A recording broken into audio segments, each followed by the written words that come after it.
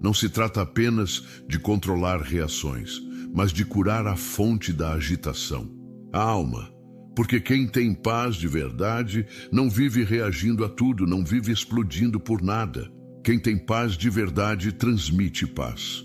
Muitos vivem buscando métodos para manter a calma, técnicas de respiração, terapias alternativas, frases motivacionais, mas continuam sendo pessoas reativas, vulneráveis, instáveis.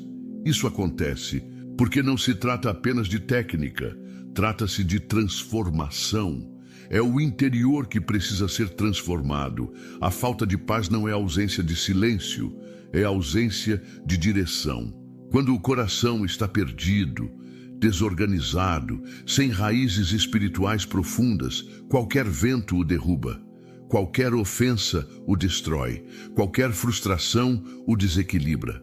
Há um texto precioso nas Escrituras que escancara essa realidade com clareza. Está em Lucas 10, quando Jesus entra na casa de duas irmãs, Marta e Maria. A palavra diz que Marta estava ocupada com muito serviço. Ela corria de um lado para o outro, querendo servir, organizar, fazer o melhor. Mas a sua alma estava inquieta. Sua preocupação era tanta que ela não conseguiu perceber que a presença de Jesus já era suficiente. Maria, ao contrário, sentou-se aos pés do Senhor. E Jesus disse algo que ecoa até hoje com poder. Marta, Marta, estás ansiosa e perturbada com muitas coisas, mas uma só é necessária. Maria escolheu a boa parte, e esta não lhe será tirada. Observe. Marta não estava fazendo algo errado, estava tentando servir, mas perdeu a calma, perdeu o foco, perdeu a sensibilidade da presença.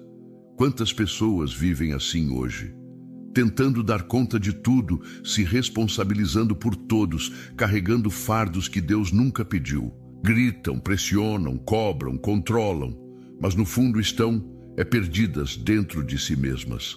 Não sabem mais descansar, não sabem mais confiar, não sabem mais parar.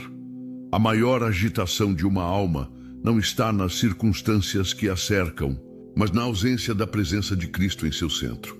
Maria não escolheu a parte mais fácil, nem a mais bonita. Ela escolheu a mais importante, parar tudo para ouvir Jesus. Enquanto Marta tentava controlar o ambiente, Maria entregou o controle ao Senhor. Enquanto Marta se irritava por ver as coisas saindo do seu jeito, Maria se alegrava por ver Jesus revelando seu jeito. Talvez você esteja vivendo exatamente esse cenário, preocupado com mil coisas, tenso com situações que parecem fugir do controle, tentando resolver tudo sozinho, enquanto a sua alma grita por descanso. E talvez você ainda esteja culpando os outros pela sua impaciência, dizendo que é o trânsito, que é o chefe, que é o cônjuge, que são os filhos, quando na verdade o que está faltando é a presença de Jesus no centro da sua vida. A perda da calma não é fruto apenas da irritação, é consequência de uma alma desorganizada espiritualmente. O coração se torna como Marta, agitado, ofendido, exigente, exausto. E há algo ainda mais perigoso nisso. Quem vive nesse estado começa a justificar suas explosões como se fossem um direito. Eu sou assim mesmo. Se não for do meu jeito, eu me irrito. Não suporto desrespeito. Frases que revelam muito mais do que estilo pessoal.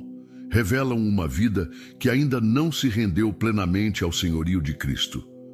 Porque a paz que Jesus oferece não é emocional, é espiritual.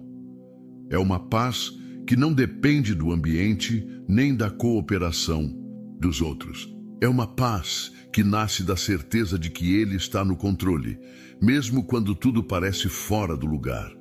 E essa paz não pode ser produzida por esforço próprio. Ela é fruto de rendição. Marta estava tentando controlar. Maria estava rendida. Marta fazia barulho. Maria ouvia a voz mansa de Jesus. Marta perdeu a calma, Maria encontrou o descanso. Há pessoas que vivem em tensão constante. Mesmo quando estão quietas por fora, estão gritando por dentro.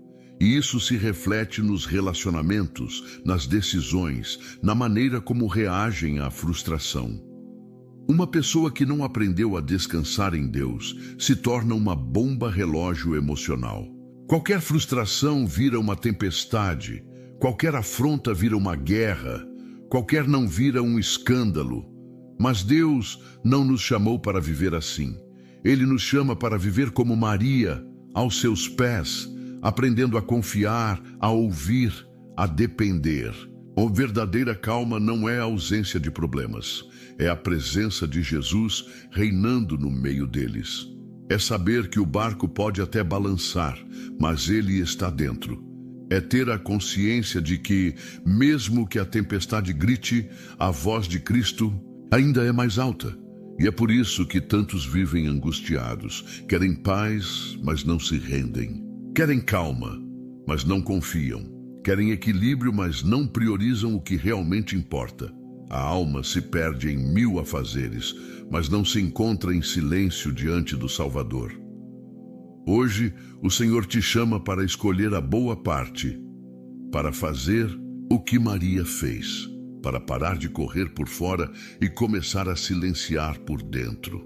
A calma que você procura não está no fim dos seus problemas, mas no começo da sua entrega. Você não precisa que o mundo mude para encontrar paz. Você precisa que Cristo reine dentro de você.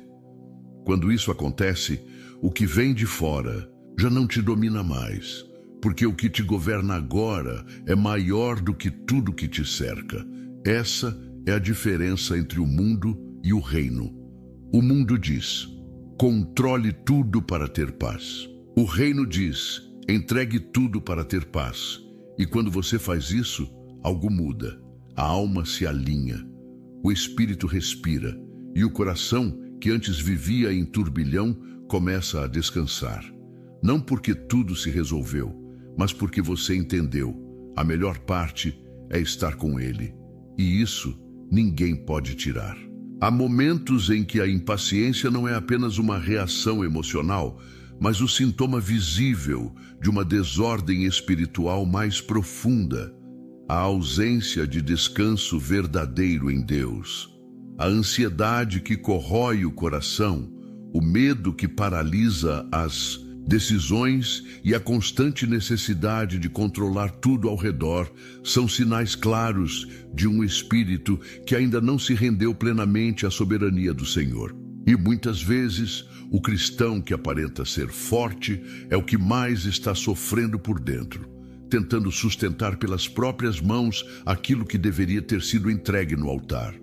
O problema não é a pressão externa, mas a incredulidade silenciosa que cresce dentro de nós. Porque quando o coração não descansa em Deus, ele se inquieta com tudo. E esse tipo de inquietação gera uma impaciência que transborda nas palavras, nos gestos, nas atitudes. Uma alma sobrecarregada tenta se justificar diante de tudo. Tenta controlar as pessoas, os resultados, os desfechos. Mas ninguém consegue viver com leveza enquanto tenta ser o próprio Deus da sua história. Foi exatamente isso que aconteceu com Elias, um dos maiores profetas da história de Israel. Um homem que viu fogo cair do céu, que enfrentou sozinho os profetas de Baal e desmascarou uma nação inteira. Ele foi instrumento de milagres incontestáveis, mas, logo depois da maior vitória espiritual, ele entrou num colapso emocional.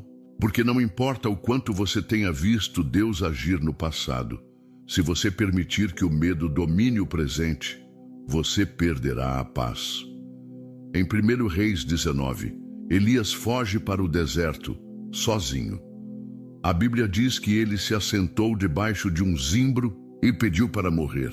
Isso revela o estado real da sua alma. Um homem que pouco antes confrontava reis, agora desejava desaparecer.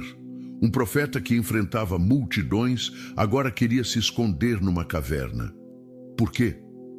porque deixou que o medo tomasse o lugar da fé, porque permitiu que a pressão da ameaça de Jezabel fosse mais alta do que a lembrança do poder de Deus. Muitos de nós somos assim.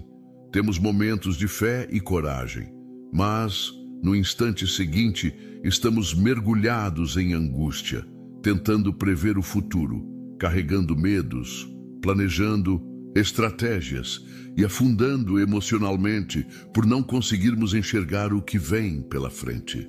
Esquecemos o que o Senhor já fez, ignoramos o que Ele prometeu e começamos a tentar sobreviver com base em esforço humano. Mas é aí que Deus nos encontra, não nos gritos, não na correria, mas no silêncio.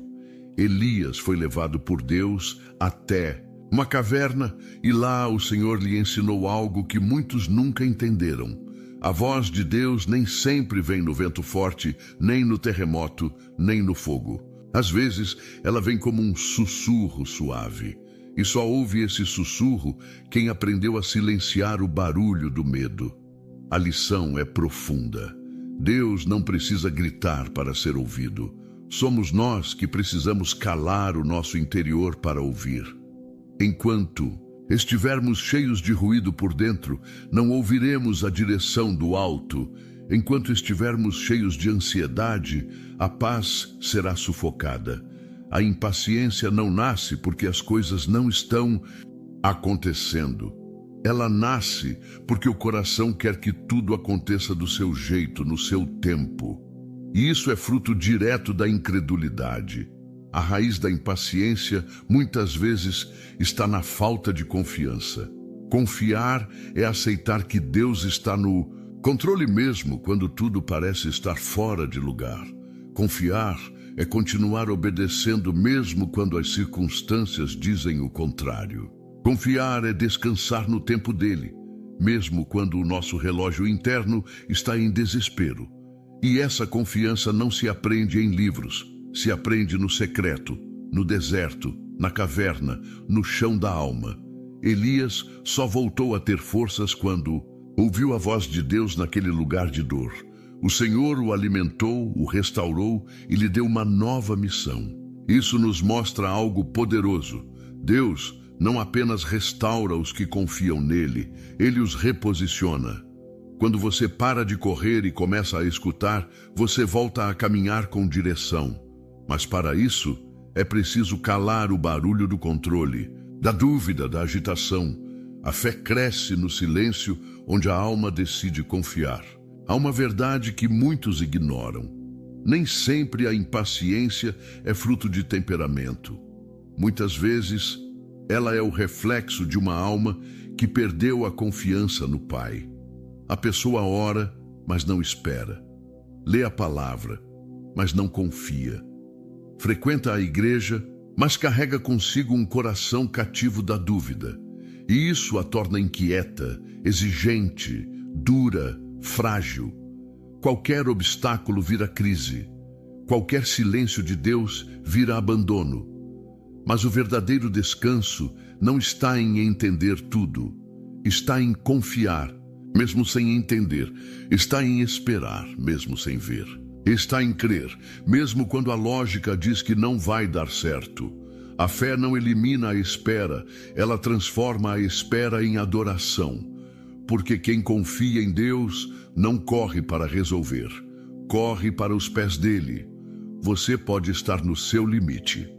Talvez você tenha tentado controlar tudo e todos, tentou resolver do seu jeito, forçou respostas, cobrou atitudes, gritou, acusou, cansou e agora se vê exausto. Mas há uma boa notícia para você: Deus ainda está no controle. Mesmo quando você perdeu a paciência, Ele não perdeu o governo. Mesmo quando tudo fugiu das suas mãos, nada escapou das mãos dele. E a cura da impaciência começa com uma simples decisão: descansar em Deus. Reconhecer que você não tem o controle e não precisa ter. Reconhecer que a ansiedade não resolve, só adoece. Que o medo não guia, só confunde. Que a pressa não aproxima, só atrapalha. e que a única maneira de manter a calma é se lançar aos pés do Deus que nunca perde o domínio de nada. Elias aprendeu isso na caverna, e você pode aprender agora. Basta calar o medo, silenciar a alma e ouvir aquela voz que ainda fala: estou aqui, não temas, eu te fortaleço, eu te ajudo, eu te sustento. O que você precisa não é de mais controle, mas de mais confiança. Não é de mais argumentos, mas de mais fé. Não é de mais previsões, mas de mais entrega. E quando você fizer isso, a paz virá. Não uma paz passageira, mas a verdadeira paz. Aquela que não depende das circunstâncias. Aquela que não pode ser explicada, só experimentada. A paz de quem, mesmo diante do caos, pode dizer: ainda assim, eu confio no Senhor. A barca não estava vazia. A tempestade era real. O mar se agitava, o vento rugia, as águas invadiam o barco. Os discípulos, homens acostumados com o mar, se desesperavam. A cena em Marcos 4 não é simbólica, é literal. Mas por trás daquela tempestade visível, havia uma lição invisível que ecoa até hoje. O pânico não nasce do que acontece do lado de fora, mas da ausência de confiança do lado de dentro. Enquanto os discípulos gritavam por socorro, Jesus dormia.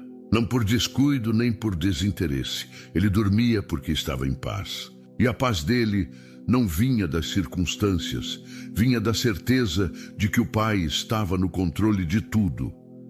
A maioria das pessoas pensa que terá calma quando tudo estiver calmo, que só poderá descansar quando não houver vento, quando o mar estiver sereno, quando todos os problemas forem resolvidos. Mas a palavra de Deus nos confronta com uma verdade mais profunda.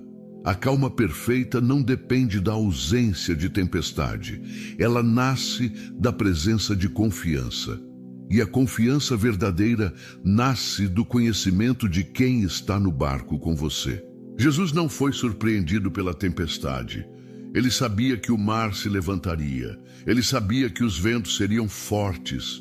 Mas ele também sabia que nada poderia afundar o propósito de Deus. E é isso que nos falta.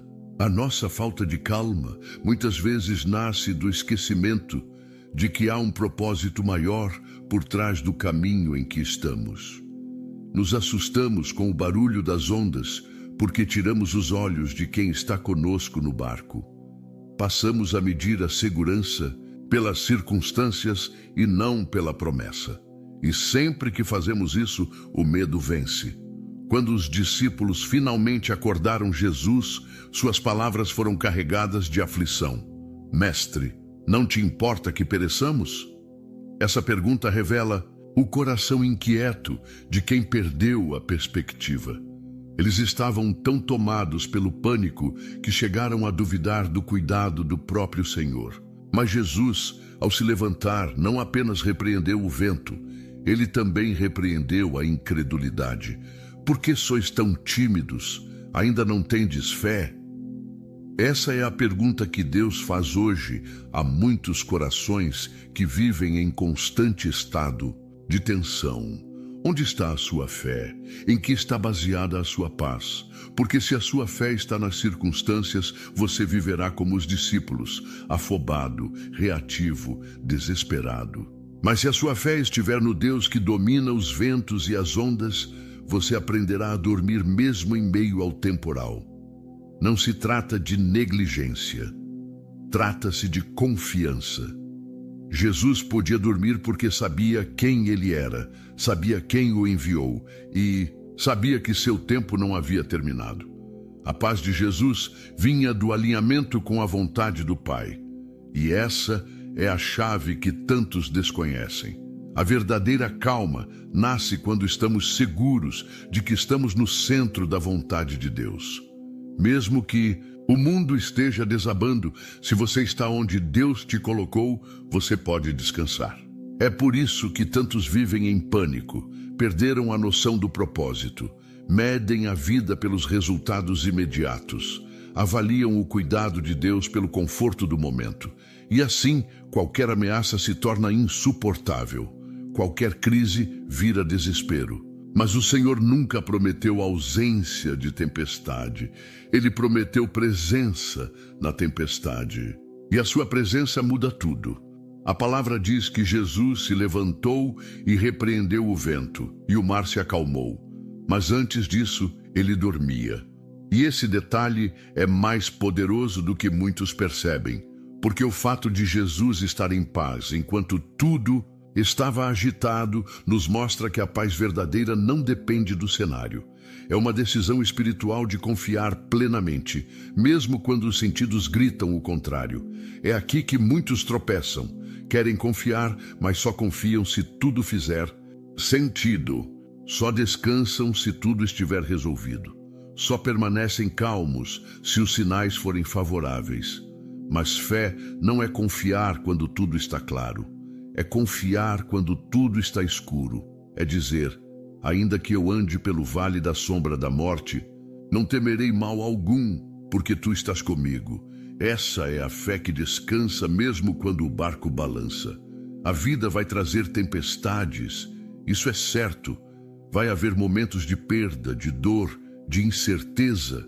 Mas quem tem Cristo como âncora da alma não se desespera. Pode até chorar, pode até se entristecer, mas não desmorona, porque sabe que o Senhor do vento e do mar está ali. E Ele não abandona os seus. O que impede muitos de viverem essa calma é que ainda não entregaram o governo da sua vida a Jesus. Ainda estão tentando remar com suas próprias forças. Ainda estão gritando ordens no meio do caos, achando que podem controlar o mar com as próprias mãos. Mas a alma só descansa quando reconhece quem é o verdadeiro comandante do barco. Essa parte da mensagem precisa tocar fundo. A sua calma será do tamanho da sua confiança, e a sua confiança será do tamanho da sua rendição. Não adianta dizer que confia em Deus se você ainda não entregou o controle a Ele. Muitos querem que Deus acalme a tempestade, mas não querem que Ele conduza o barco. Querem a paz, mas não querem abrir mão da direção.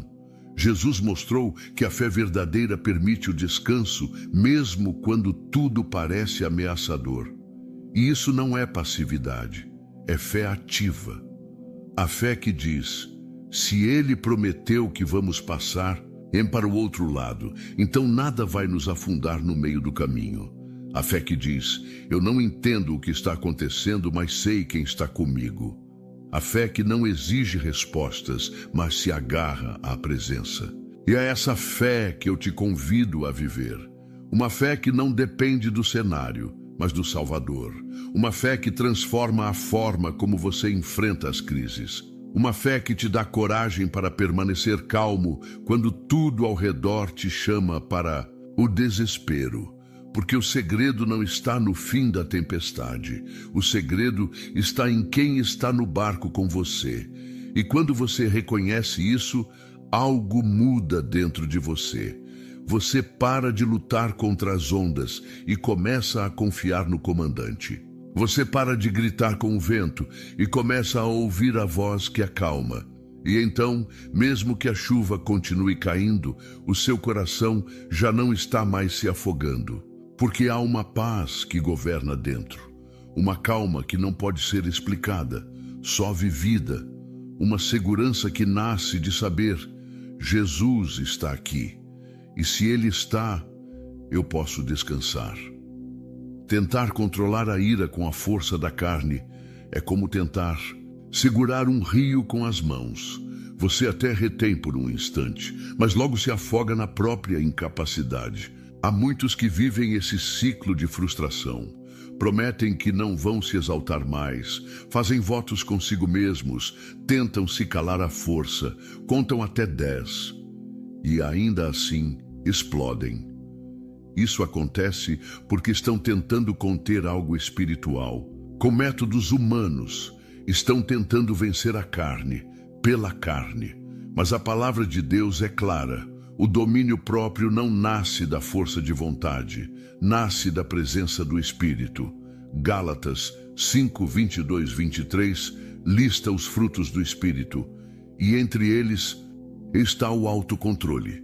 Isso nos mostra que o domínio das emoções, a calma diante das provocações, a mansidão nas palavras, tudo isso não é conquista humana, mas evidência de transformação interior.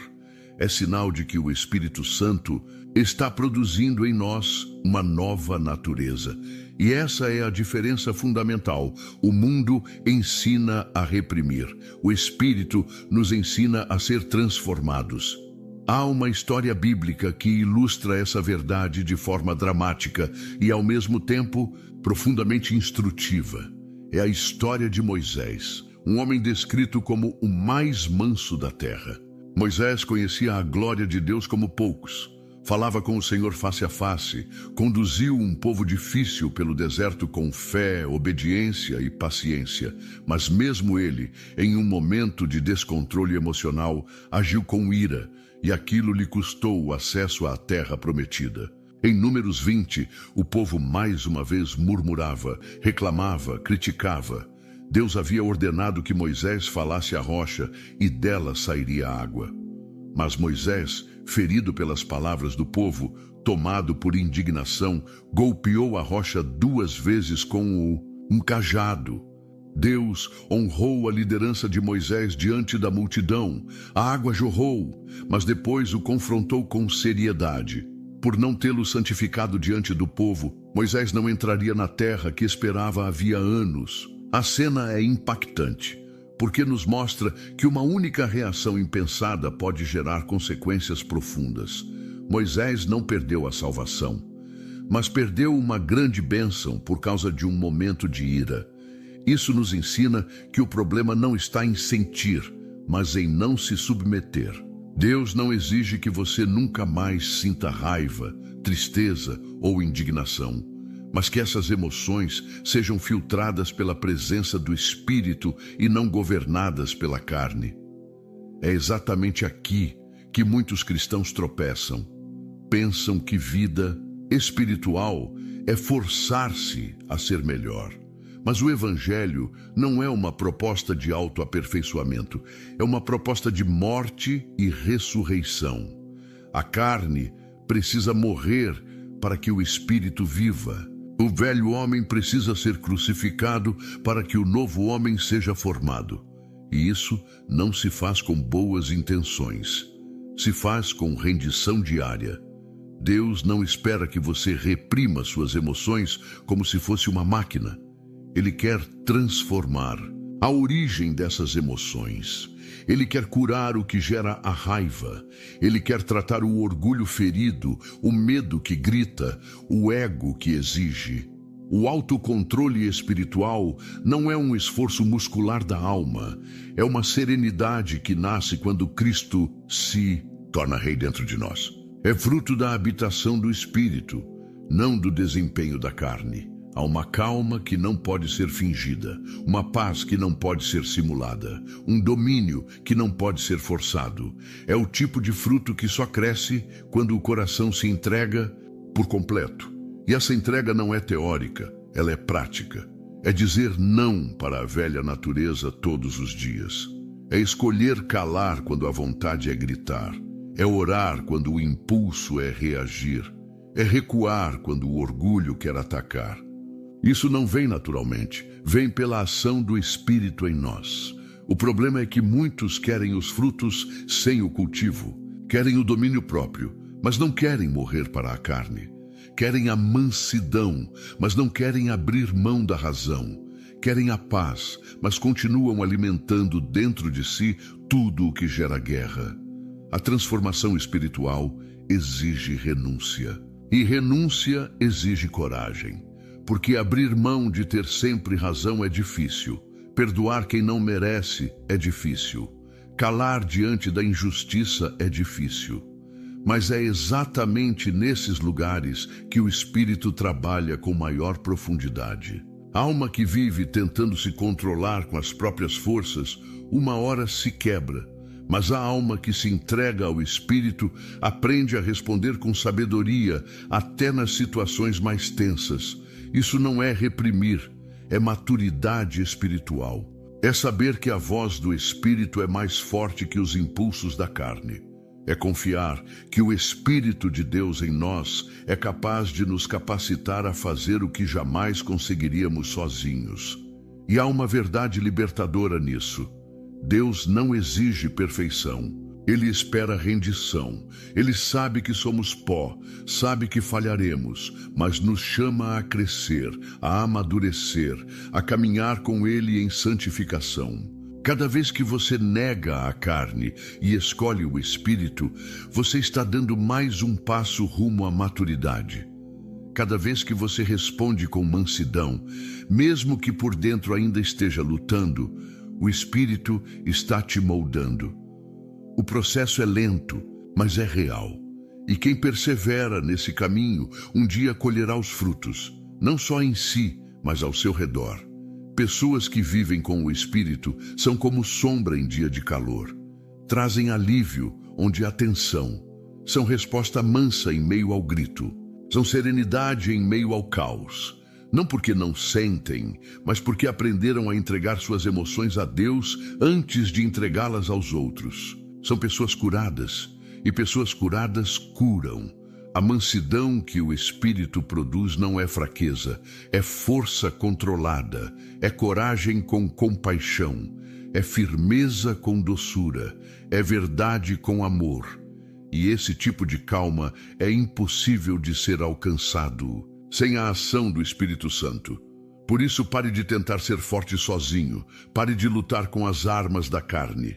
Entre no lugar secreto, busque a presença, clame por transformação. E quando o Espírito começar a dominar seu interior, você perceberá. A calma não é a ausência de ira. É a presença de Cristo reinando sobre tudo dentro de você. Muitos vivem em constante estado de tensão, não por causa dos problemas do dia a dia, mas por causa das pessoas que os cercam. Há lares em que cada conversa se torna um campo de batalha. Ambientes de trabalho onde qualquer palavra vira motivo para conflito.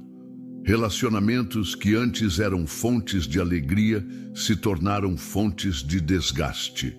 E tudo isso porque, ao invés de aprender a responder com paz, muitos ainda reagem com fúria. A alma está ferida e a carne está sempre pronta para atacar.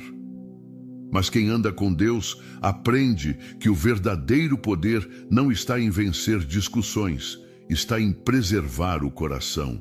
Há uma diferença profunda entre reagir e responder. Quem reage, age por impulso. Quem responde, age por sabedoria. Reagir é automático, responder é fruto de domínio interior. E o cristão maduro entende que nem toda provocação merece uma resposta na mesma medida, porque há situações em que a melhor vitória é o silêncio e a maior prova de força é a mansidão. A Bíblia nos mostra um exemplo impressionante disso na vida de Davi. Em 1 Samuel 24, Davi está sendo injustamente perseguido por Saul, um rei tomado de inveja, medo e insegurança. Saul queria matar Davi, mesmo sem ele ter feito nada contra sua vida. E num certo momento, Davi tem em suas mãos a chance de se vingar. Saul entra numa caverna para descansar, sem saber que Davi e seus homens estão escondidos ali. Os servos de Davi dizem: "Agora é a hora. O Senhor entregou o teu inimigo em tuas mãos." Mas o que Davi faz? Ele se aproxima silenciosamente e corta apenas a orla do manto de Saul. E depois sente até pesar no coração por ter feito isso. Em vez de ferir, ele poupa. Em vez de vingar, ele perdoa. Em vez de tomar pelas mãos o que poderia ser uma justiça pessoal, ele entrega a situação a Deus. E então, quando Saul sai da caverna, Davi se revela e diz: "Veja, eu poderia ter te matado, mas não fiz isso, porque eu não levantarei a mão contra o ungido do Senhor." Essa atitude revela uma grandeza espiritual que poucos conhecem. Davi entendia que, mesmo tendo motivos humanos para reagir com fúria, havia um propósito maior em manter a sua integridade diante de Deus. Ele sabia que ferir Saul talvez aliviasse o momento, mas mancharia sua consciência e mancharia seu chamado. Ele escolheu a paz, escolheu a honra, escolheu não descer ao nível de quem o perseguia. E essa lição é urgente para nós, porque muitas vezes perdemos a calma não por causa de grandes problemas, mas por causa de pequenas provocações. Uma palavra atravessada, um gesto de desrespeito, um tom ofensivo. E sem perceber, deixamos o veneno da reação nos contaminar. Passamos a nos igualar com quem nos fere. Perdemos o equilíbrio por dentro, tentando nos defender por fora. Mas a paz que vem de Deus é uma armadura invisível. Ela não impede os ataques, mas impede que esses ataques nos corrompam. A palavra diz em Provérbios 15:1, a resposta branda desvia o furor, mas a palavra dura suscita a ira. Isso é mais do que sabedoria prática, é princípio espiritual. A forma como você responde define se você vai incendiar ou acalmar. E muitas vezes você não precisa mudar a outra pessoa, você precisa proteger seu espírito. Porque há lutas que, se você entrar, você perde mesmo que vença, perde a paz, perde o testemunho, perde a presença. E nenhuma vitória vale esse preço. Billy Graham costumava dizer que qualquer um pode odiar quem o odeia, mas só os que conhecem a graça de Cristo podem amar quem os persegue. Esse amor não é sentimento, é decisão. É o tipo de escolha que não faz sentido para o mundo, mas faz todo sentido no reino. É abrir mão da última palavra para que Deus tenha a última ação. É calar diante da provocação, não por covardia, mas por convicção. É perdoar, não porque a outra pessoa merece, mas porque você não quer carregar o peso da mágoa. Algumas das maiores provas da nossa fé estão nos relacionamentos difíceis. É fácil cantar na igreja, é fácil orar no quarto. Difícil é manter a paz no meio de um lar em crise. Difícil é responder com doçura a quem te provoca todos os dias. Difícil é continuar amando quando o outro só te fere, mas é exatamente nesses momentos que o Espírito Santo mais se revela, porque o fruto do Espírito é visível quando a carne está gritando para assumir o controle e você escolhe a cruz. Quem anda com Cristo entende que não precisa vencer todas as discussões, que não precisa provar nada para ninguém, que não precisa responder na mesma moeda, porque quem confia no Senhor entrega cada afronta nas mãos dele. E isso não é fraqueza, é sabedoria. Deus é o justo juiz. Ele vê, ele conhece, ele sabe. E quando você escolhe responder com paz, você abre caminho para que ele haja por você. E aqui está uma das verdades mais libertadoras da vida cristã. Você não tem obrigação de se defender de tudo. Há batalhas que não valem a sua alma. Há provocações que não merecem a sua energia. Há discussões que não constroem nada. Às vezes, a maior maturidade espiritual é saber recuar, é saber silenciar, é saber esperar. Porque quando você responde com calma, você quebra o ciclo do ódio. Você interrompe o fluxo do conflito. Você se torna uma ponte e não um muro. Isso não significa ser passivo diante da injustiça. Significa não deixar que a injustiça entre no seu coração. Significa não carregar no espírito aquilo que não vem de Deus. Significa proteger sua paz como um tesouro. Porque uma alma em paz consegue ouvir a Deus com clareza. Mas uma alma agitada só ouve o eco do próprio orgulho. O verdadeiro remédio para relações tóxicas não é o afastamento automático, nem a explosão emocional. É a sabedoria de responder com graça. É a coragem de agir como Davi diante de Saul. É a confiança de que Deus pode defender melhor do que você. E que manter o coração limpo é mais importante do que vencer qualquer debate. A paz que vem de Deus não é frágil, ela é firme, não é omissa, ela é guiada pelo Espírito. E quem aprende a responder com essa paz, começa a haver transformação ao redor, porque a luz sempre dissipa as trevas, a brandura sempre revela grandeza, a paz sempre traz liberdade. Não seja refém de quem te fere, não permita que a raiva dos outros te molde. Seja moldado pelo Espírito, e mesmo que ninguém mude ao seu redor, algo poderoso mudará dentro de você.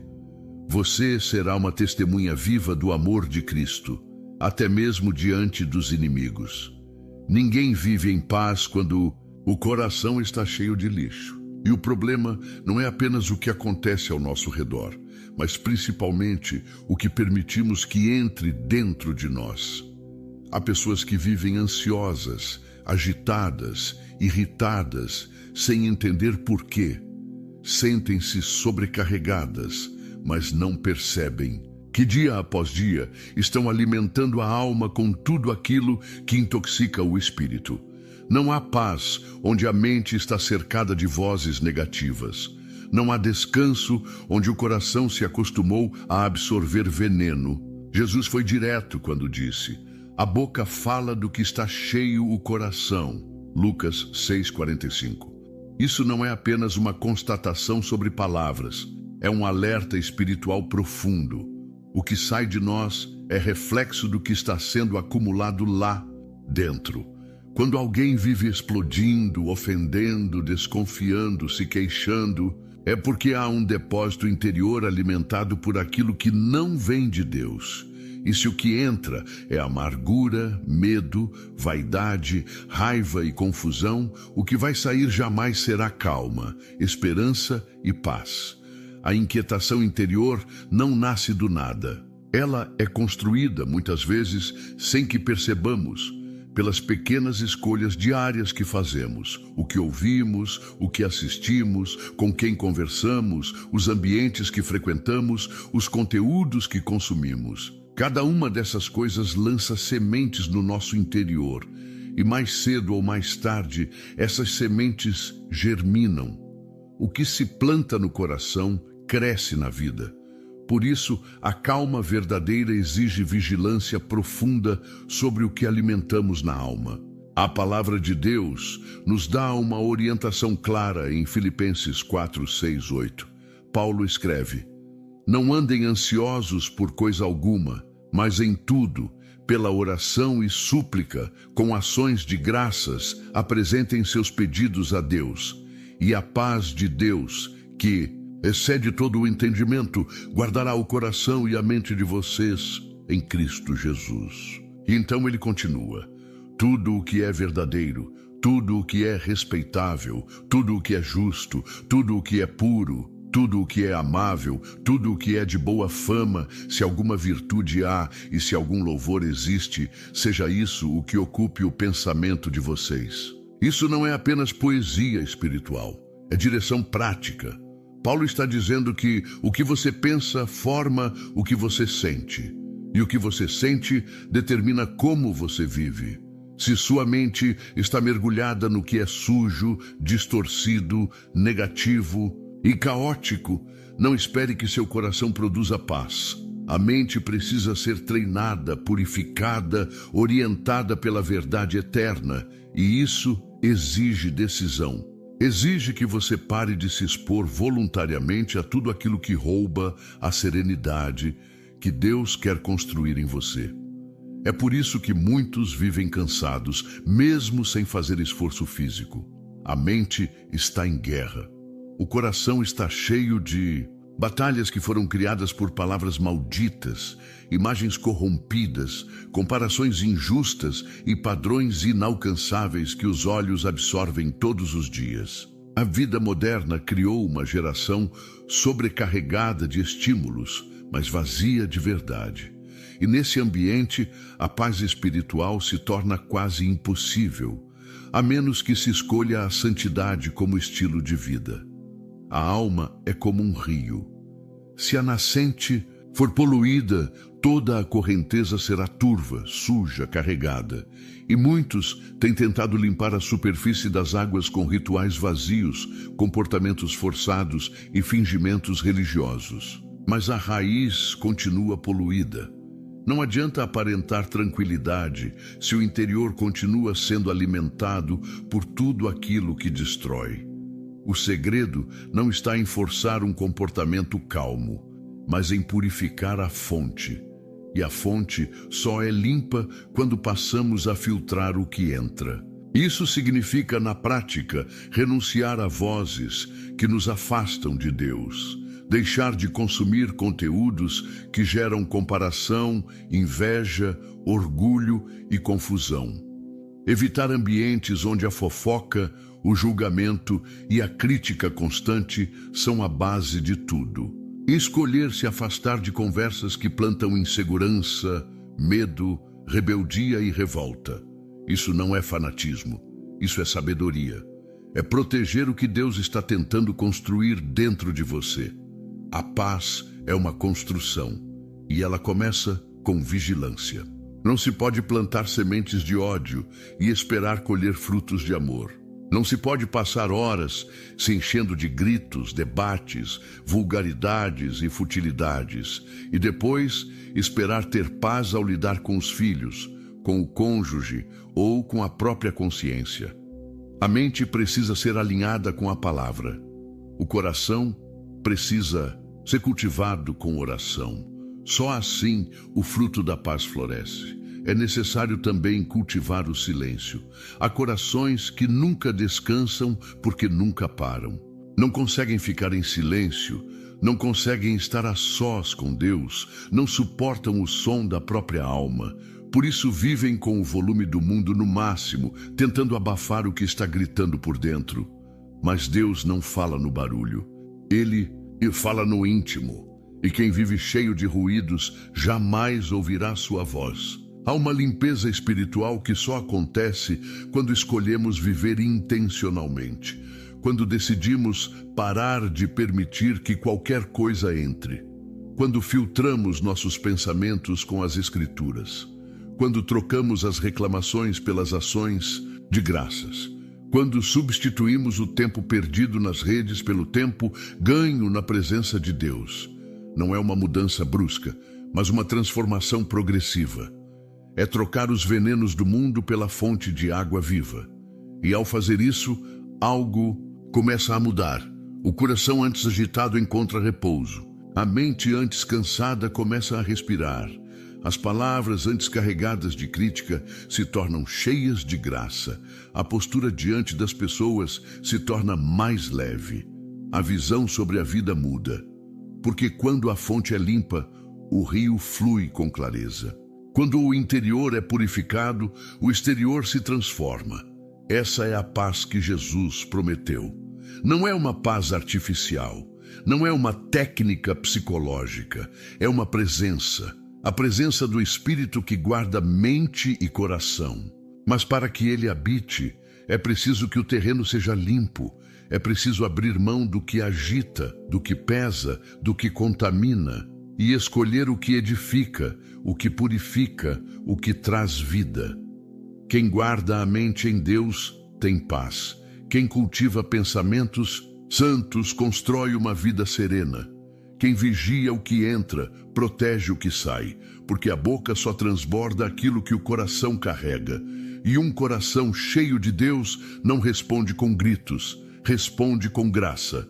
Não se desespera, confia. Não entra em pânico, permanece, porque aprendeu o segredo. A verdadeira calma nasce da pureza da fonte. E essa fonte, se for Cristo, nunca seca. A paz verdadeira não é frágil. Ela não oscila com o humor das pessoas. Não se apaga diante das más notícias. Não se esgota, e não estou falando de superstição ou misticismo vazio. Estou falando da sabedoria bíblica que nossos antepassados na fé conheciam bem, mas que nossa geração acelerada e distraída tem negligenciado. Você está cansado de orações sem resposta? exausto de clamar sem ver mudança, frustrado por ver outros receberem seus milagres enquanto você continua na fila da espera. Não saia desta mensagem. Há um propósito por trás de cada lágrima derramada em oração. Há uma razão para a aparente demora. E talvez, apenas talvez, você esteja orando no momento errado. A madrugada guarda segredos que o dia comum não revela. Aquele período entre 3 e 6 da manhã, que as Escrituras chamam de quarta vigília da noite, carrega uma atmosfera espiritual diferente. O mundo está dormindo, mas o céu está acordado. As distrações cessaram, e o silêncio permite que você ouça o sussurro de Deus com uma clareza que o barulho do dia rouba. Foi nesse horário que Jesus se levantava para orar.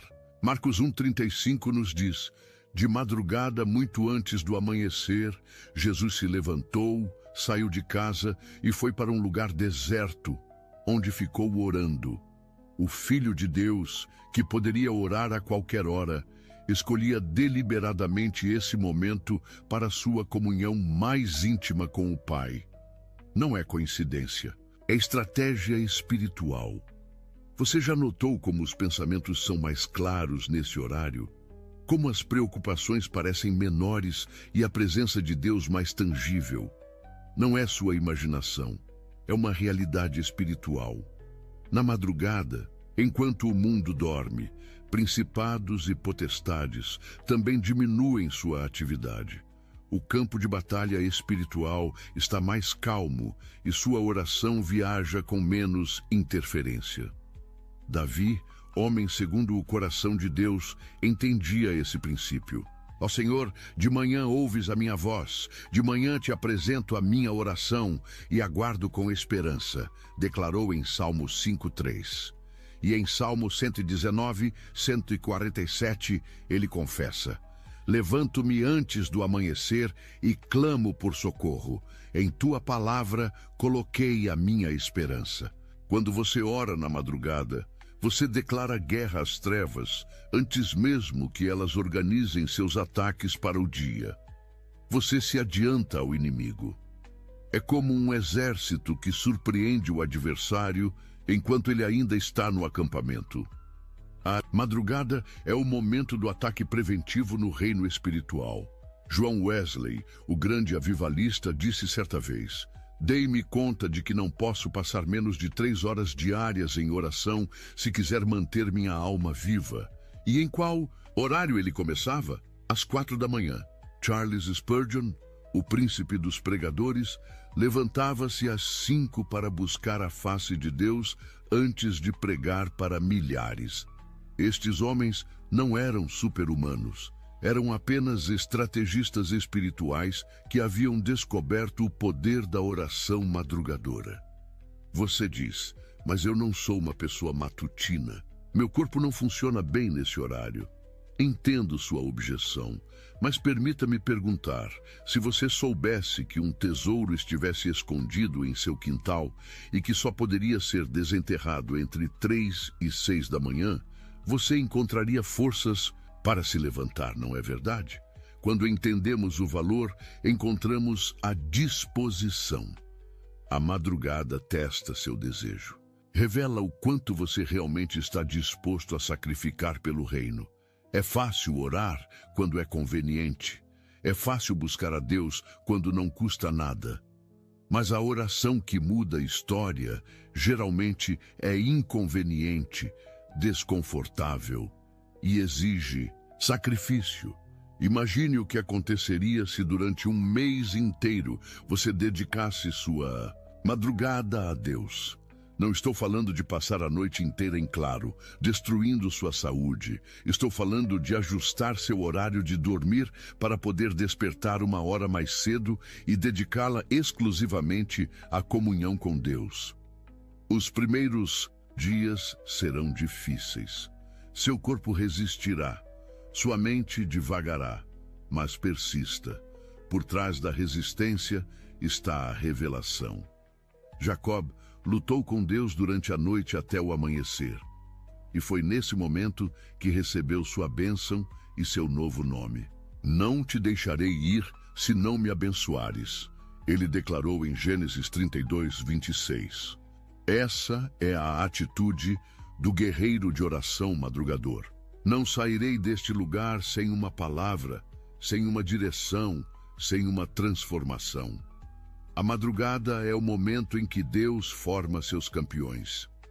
É nesse horário que ele sussurra segredos no ouvido daqueles que demonstraram estar dispostos a pagar o preço do desconforto pelo privilégio da intimidade. Aos que me buscam de madrugada me acharão, promete o Senhor em Provérbios 8, 17. Lembre-se, não estamos falando de uma fórmula mágica. Não estamos sugerindo que Deus só trabalha em certos horários, como se fosse um funcionário com expediente fixo.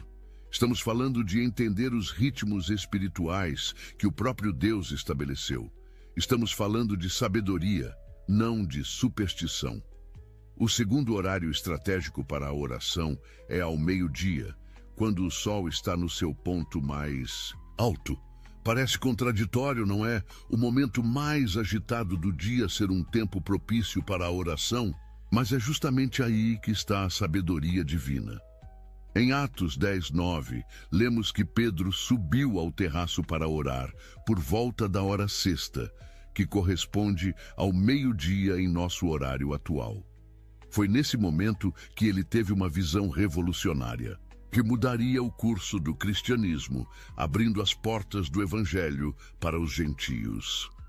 O meio-dia representa o auge da atividade humana. É quando estamos mais imersos nas preocupações deste mundo. O telefone não para de tocar, os e-mails se acumulam, as demandas gritam por nossa atenção. E é exatamente por isso que parar para orar nesse horário é tão poderoso. É um ato de rebeldia espiritual contra o Deus deste século. Quando você interrompe o fluxo frenético do meio-dia para se conectar com Deus, você está declarando: este mundo não me controla. Minha agenda não é minha prioridade máxima. Mesmo no auge da minha produtividade, reconheço que sem ti, Senhor, nada posso fazer. É um ato de humildade. É um reconhecimento de dependência, é uma declaração de que, por mais importante que seu trabalho seja, há algo infinitamente mais importante: sua relação com o Criador do universo. Daniel, servo de Deus no palácio de Babilônia, 3 vezes por dia se ajoelhava, orava e dava graças diante do seu Deus, como costumava fazer. Daniel 6:10. Mesmo sob ameaça de morte, mesmo sendo o terceiro homem mais poderoso daquele império, ele parava tudo 3 vezes ao dia para se conectar com Deus. E uma dessas vezes era certamente ao meio-dia. Há um poder especial em interromper o fluxo natural do dia para buscar o sobrenatural. É como inserir um parêntese espiritual no meio da sentença agitada da vida moderna. É dizer: embora o mundo continue girando lá fora, aqui, neste momento, só existimos eu e Deus. Muitos de nós somos vítimas da tirania do urgente. Vivemos reagindo a crises, apagando incêndios, correndo de um lado para outro como se nossa atividade frenética fosse a medida do nosso valor. E no meio dessa correria, perdemos a conexão com aquele que dá sentido a tudo o que fazemos: orar. Ao meio-dia é um ato de resistência contra essa cultura da pressa. É um exercício de centramento. É um lembrete de que, no final das contas, não são nossas conquistas que importam, mas nossa intimidade com Deus. Você dirá: mas é impossível parar tudo no meio do expediente para orar. Entendo sua preocupação, mas não estou sugerindo que você abandone suas responsabilidades. Estou propondo que você encontre 5, 10, 15 minutos, o tempo que for possível, para se retirar e se reconectar com Deus. Pode ser na sua sala com a porta fechada. Pode ser no carro, durante o intervalo do almoço. Pode ser numa caminhada rápida ao redor do prédio onde trabalha. O lugar é secundário. O que importa é a intenção do coração. Jesus alimentou 5.000 pessoas e logo depois subiu sozinho a um monte para orar. Mateus 14:23. Se o Filho de Deus precisava se retirar para recarregar sua conexão com o Pai, quanto mais nós, tão fracos e vulneráveis. A oração do meio-dia quebra o orgulho humano. Ela nos lembra que, por mais ocupados e importantes que nos sintamos, sem Deus, somos como ramos desconectados da videira, incapazes de produzir fruto verdadeiro. E há mais. Orar ao meio-dia equilibra sua energia espiritual. Assim como nos alimentamos fisicamente neste horário para manter nosso corpo funcionando, a oração do meio-dia é o alimento que mantém seu espírito alerta e vigilante durante a segunda metade do dia. Quantas decisões erradas tomamos à tarde porque nossa conexão com Deus enfraqueceu desde a manhã? Quantos conflitos poderíamos ter evitado se tivéssemos recarregado nossa paciência e sabedoria na presença do Senhor ao meio-dia? Mas agora, permita-me revelar o terceiro horário estratégico, talvez o mais misterioso e poderoso de todos: a meia-noite. As Escrituras estão repletas de eventos sobrenaturais que ocorreram à meia-noite. Foi à meia-noite que o anjo do Senhor feriu os primogênitos do Egito, libertando Israel da escravidão. Êxodo 12:29. Foi por volta da meia-noite que Paulo e Silas oravam e cantavam na prisão, quando um terremoto sacudiu os alicerces do cárcere e todas as portas se abriram. Atos 16:25-26. A meia-noite representa o ponto mais escuro antes do amanhecer. Simboliza aquele momento em que tudo parece perdido, quando as circunstâncias dizem que não há mais esperança. É quando o mundo natural está no seu estado mais sombrio que o sobrenatural muitas vezes se manifesta com maior intensidade. Jesus contou uma parábola sobre um homem que foi à casa de um amigo à meia-noite para pedir pães. Lucas 11:5-8. Por que à meia-noite?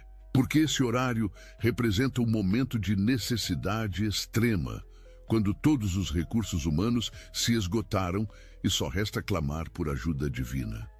Orar à meia-noite é um ato de guerra espiritual.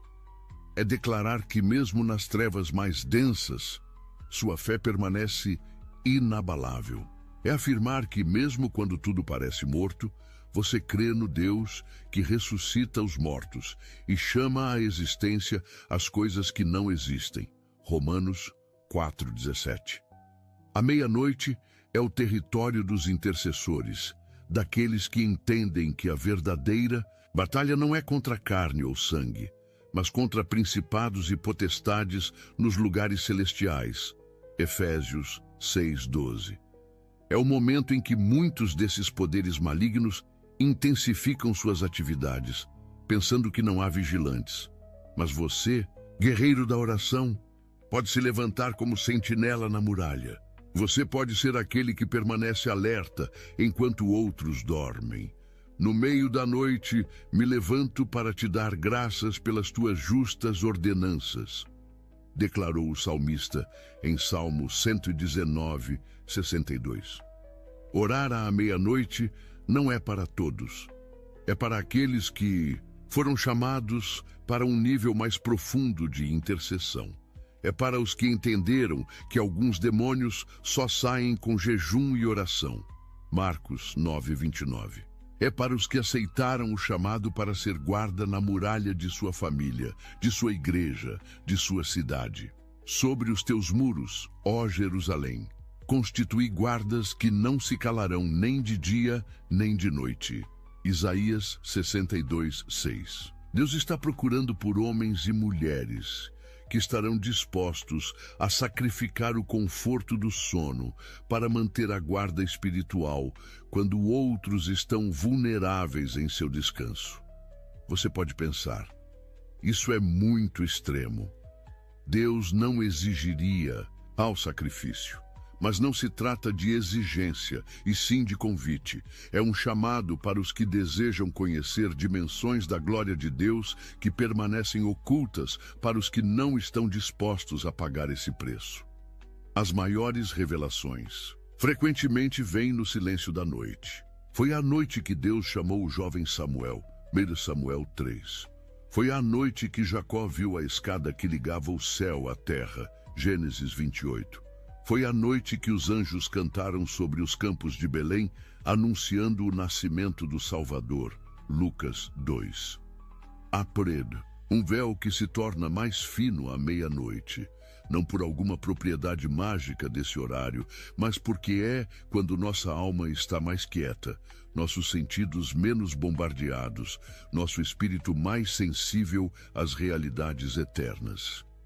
Esses 3 horários, madrugada, meio-dia e meia-noite, formam um ciclo completo de vigilância espiritual. Não são os únicos momentos em que podemos ou devemos orar, mas são janelas estratégicas que, quando aproveitadas com sabedoria, podem revolucionar nossa vida de oração. Pense em sua vida de oração como uma batalha militar. Qualquer estrategista lhe dirá que o timing é essencial.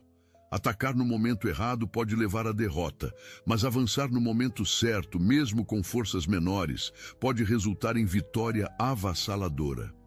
Muitos crentes estão orando com fervor, mas no momento errado. Estão clamando quando deveriam estar ouvindo. Estão gritando quando deveriam estar silenciosos. Estão implorando por direção quando deveriam estar agradecendo pela resposta que já foi enviada, mas que só será percebida em outro horário do dia. O problema não é a intensidade de nossas orações, mas seu timing. Não é a sinceridade de nossos clamores, mas sua sincronia com os ritmos divinos. E aqui está uma verdade que poucos entendem. Orar nos momentos estratégicos não apenas aumenta a eficácia de nossas petições, mas também transforma o intercessor. Porque oração não é apenas sobre conseguir coisas de Deus, é sobre sermos transformados à imagem de Cristo. Quando você se disciplina para orar na madrugada, está desenvolvendo autodisciplina, determinação, foco. Quando você interrompe seu dia agitado para orar ao meio-dia, está cultivando humildade, dependência, rendição. Quando você sacrifica o conforto do sono para vigiar à meia-noite, está forjando perseverança, vigilância, coragem. A oração estratégica nos 3 horários-chave não apenas muda nossas circunstâncias, muda nosso caráter. Não apenas altera nosso ambiente, altera nossa alma. E talvez seja essa a razão mais profunda pela qual Deus estabeleceu esses ritmos. Não porque Ele precisa deles, mas porque nós precisamos. Não porque Ele está limitado a certos horários, mas porque nossa natureza humana precisa de estrutura, disciplina e padrões para crescer. Imagine uma vida em que você começa seu dia na presença de Deus antes do amanhecer. Recarrega sua conexão espiritual ao meio-dia e periodicamente, talvez uma vez por semana, ou quando sentir um chamado específico, se levanta à meia-noite para interceder por situações críticas. Você não seria uma pessoa completamente diferente após alguns meses?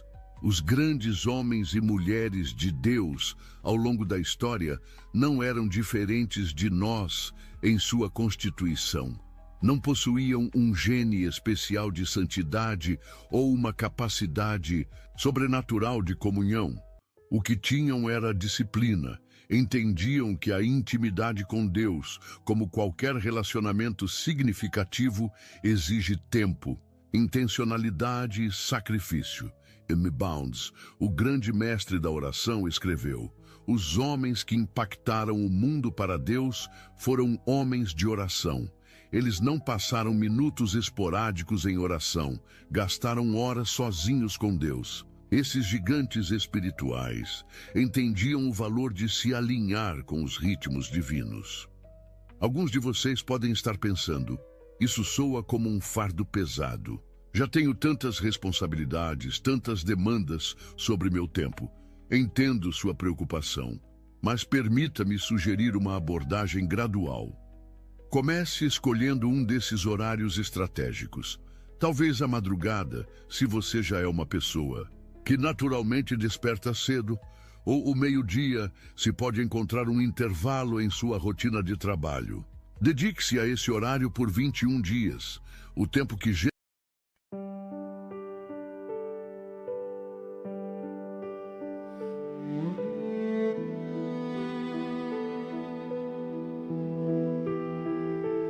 Under a sky where the quiet stars bow, I breathed a dream you placed in me somehow. Your voice was soft like a drifting flame, calling my heart by its secret name.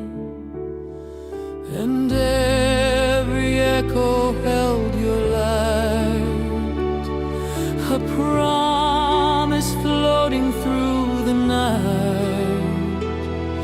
I'm holding on, I'm holding tight to everything you left behind.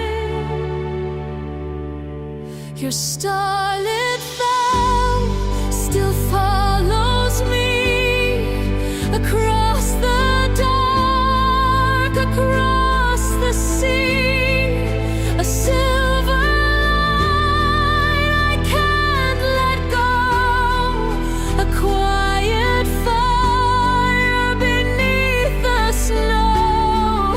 No matter where the hours lead, your whispered truth is all I keep within my chest. It's burning now, the endless glow